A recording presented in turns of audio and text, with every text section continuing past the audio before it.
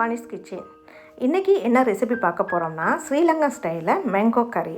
இந்த கறி வந்து ரொம்ப நல்லா டேஸ்ட்டாக இருக்கும். இப்போ நமக்கு சம்மர் சீசன்னபடியாக நமக்கு மேங்கோ வந்து மாங்காய் வந்து நிறையவே கிடைக்கும். இதை ட்ரை பண்ணி பாருங்கள். ட்ரை பண்ணி பார்த்துட்டு எப்படி இருக்குன்னு சொல்லுங்கள். இப்போ வாங்க இந்த ரெசிபி எப்படி பண்ணலாம் சொல்லி பார்க்கலாம்.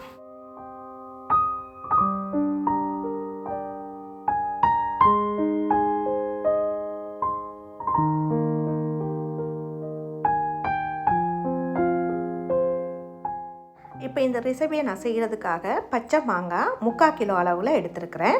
அதாவது ஒரு 2 மாங்காய் எடுத்துருக்கேன். அது ரெண்டுமே வந்து கட் பண்ணிவிட்டு நிறுத்து பார்க்கும்போது 3/4 கிலோ இருந்தது. இதை வந்து இந்த மாதிரி பெரிய பெரிய பீஸாக நல்லா கட் பண்ணிக்கோங்க. அதுக்கப்புறமா வந்து கருவேப்பிலை கொஞ்சம், அதுக்கப்புறம் இந்த பாண்டான் லீவ்ஸ் சொல்லுவோம் இல்லையா, அந்த இலையும் வந்து நான் எடுத்துருக்கிறேன். அதுக்கப்புறமா வந்து பட்டை இந்த மாதிரி ஒரு 2 துண்டு, கிராம்பு வந்து ஒரு 5, ஏலக்காய் வந்து 5, இதையும் எடுத்துருக்குறேன். இப்போ வாங்க நம்ம அடுத்து என்ன பண்ணலாம்னு சொல்லி பார்க்கலாம். இப்போ அது எல்லாத்தையும் என்ன செய்யலாம், அந்த பட்டை, கிராம்பு, ஏலக்காய் இது 3ஐயும் வந்து அரைச்செடுக்கணும். இப்போ நம்ம கொஞ்சமாக இருக்கிறதால இது நல்லா அரைப்படாது. எப்படியும் இந்த மாங்காய் கறிக்கு வந்து நம்ம சுகர் சேர்ப்போம். அதனால் நான் என்ன பண்ணியிருக்கேன், இந்த சுகர் ஒரு டேபிள் ஸ்பூன் இதில் சேர்த்து இதோட சேர்த்து நல்லா பவுட்ரு பண்ணி எடுத்துக்கிறேன். அடுப்பை பற்ற வச்சு கடாய் ஒன்று வச்சுக்கோங்க. கடாய் சூடு என்னதும் ஒரு குழி அரண்டி எண்ணெய் வந்து சேர்த்துக்கோங்க. எண்ணெய் சூடு என்னதும் கடுகு 1 டீஸ்பூன் சேர்த்துக்கோங்க. கடுகு வெடித்ததும் 1 டீஸ்பூன் வெந்தயம் அதையும் சேர்த்து நல்லா மிக்ஸ் பண்ணி விடுங்க. வெந்தயம் பொரிஞ்சதும் நம்ம எடுத்து வச்சுருக்கிற கருவேப்பிலையும் அந்த பாண்டான் லீவ் சொல்லுவாங்க அதையும் சேர்த்து நல்லா மிக்ஸ் பண்ணி விடுங்க. அதுவும் நல்லா மிக்ஸ் பண்ணதுக்கப்புறமா இஞ்சி பூண்டு பேஸ்ட்டு 1 டேபிள் ஸ்பூன் அதையும் சேர்த்து நல்லா மிக்ஸ் பண்ணி விடுங்க.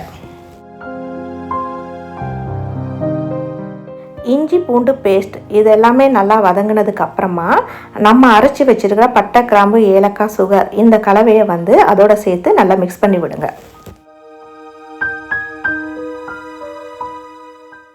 இதில் இன்னொரு டேபிள் ஸ்பூன் சுகரும் சேர்த்துக்கோங்க. அதுக்கப்புறமா நான் தேவைப்பட்டால் எக்ஸ்ட்ரா நம்ம சேர்த்துக்கலாம்.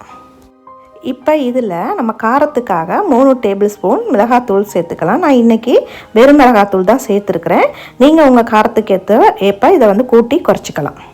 ஆனால் இந்த மாங்காய் கறி கொஞ்சம் காரமாக இருந்தால் தான் அந்த காரத்தோட கொஞ்சம் ஸ்வீட் டேஸ்ட்டு, புளிப்பு எல்லாம் இருக்கும்போது ரொம்ப டேஸ்ட்டாக இருக்கும்.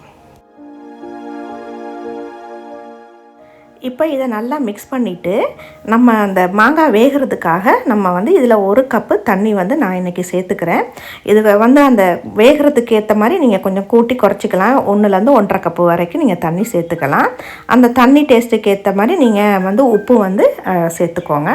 டேஸ்ட் பார்த்தே நீங்கள் சேர்த்துக்கோங்க. இது எல்லாத்தையும் நல்லா மிக்ஸ் பண்ணிவிட்டு இப்போ நீங்கள் வந்து கொஞ்சம் டேஸ்ட் பாருங்கள். உங்களுக்கு காரம் எக்ஸ்ட்ரா தேவைப்பட்டால் சேர்த்துக்கோங்க. அது மாதிரி உப்பு, அப்புறம் சுகர் அதுவும் நீங்கள் டேஸ்ட் பார்த்து அதுக்கேற்ற மாதிரி சேர்த்துட்டு நம்ம கட் பண்ணி வச்சுருக்கிற மாங்காய் எல்லாத்தையும் இதில் சேர்த்துருங்க. இதில் மஞ்சத்தூள் 1/2 டீஸ்பூன் சேர்த்து நல்லா எல்லாத்தையும் சேர்த்து மிக்ஸ் பண்ணிவிட்டு ஒரு மூடி ஒன்று எடுத்து மூடி வச்சுருங்க. இந்த மாங்காய் வேகட்டும். இந்த மாங்காய் கறி ரொம்ப டேஸ்ட்டாக இருக்கும். இதை நீங்கள் வந்து முதல் நாள் செஞ்சுட்டு அடுத்த நாள் சாப்பிடும்போது இன்னும் ரொம்ப ரொம்ப டேஸ்ட்டாகவே இருக்கும். ட்ரை பண்ணி பாருங்கள். இது இந்த மாங்காய் இப்போ நம்ம மூடி வச்சதுக்கப்புறமா ஒரு 10லேருந்து ஒரு 15 நிமிஷத்துக்குள்ளே இந்த மாங்காய் வெந்துடும். ஏன்னா ரொம்ப நீங்கள் வேக விட்டுட்டிங்கன்னா அது குழஞ்ச மாதிரி போயிடும். தோல் தனியாகவும் நமக்கு அந்த சதப்பாக வந்து தனியாகவும் வந்துடும். அதனால் ஒரு 10 நிமிஷத்தில் ஓப்பன் பண்ணி பாருங்கள் மாங்காய் வெந்துருச்சான்னு. அந்த டைமுக்குள்ளே தண்ணியும் வந்து உங்களுக்கு குறைஞ்சிருக்கணும்.